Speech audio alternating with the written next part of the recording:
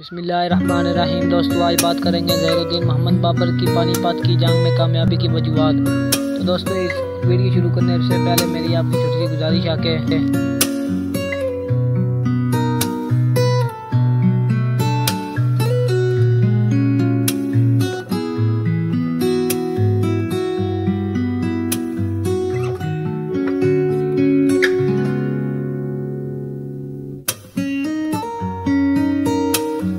मेरी वीडियो को लाइक करें। अगर आप हमारे चैनल पर हैं तो प्लीज़ चैनल को सब्सक्राइब कर लीजिए और बेल आइकन को प्रेस कर लीजिए ताकि हर नई आने वाली नई वीडियो का नोटिफिकेशन आप तक ज़रूर पहुंच सके।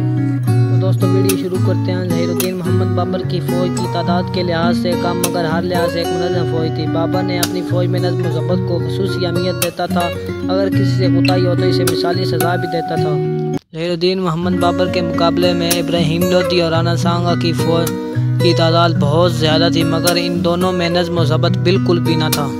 ज़हीरुद्दीन मोहम्मद बाबर ने इस बदनज़मी पर तबसरा करते हुए लिखा है कि हिंदुस्तानी फ़ौज मरना तो जानती है लेकिन लड़ना बिल्कुल भी नहीं जानती। तो दोस्तों अब बात करते हैं तोप से बारूद फेंकने की टेक्नोलॉजी के बारे में। ज़हीरुद्दीन मोहम्मद बाबर एक पहला शख्स था जिसने बरसगीर पाक व हिंद में तोप से बारूद फेंकने की टेक्नोलॉजी इस्तेमाल की।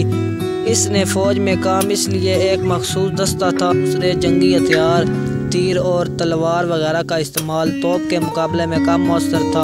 तोप खाने से अपने हरीफ को ज़्यादा से ज़्यादा नुकसान पहुंचाया जा सकता था।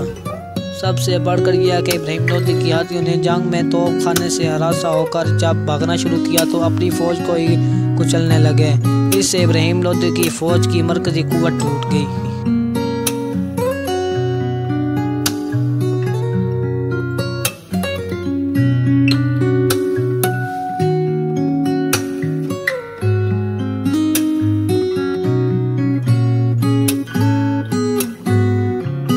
दोस्तों प्लीज़ मेरी वीडियो को लाइक करें। अगर आप हमारे चैनल पर नहीं हैं तो प्लीज़ चैनल को सब्सक्राइब कर लीजिए और बेल आइकन को प्रेस कर लीजिए ताकि हर ऐसी नई आने वाली वीडियो का नोटिफिकेशन आप तक ज़रूर पहुंच सके। अल्लाह हाफिज़।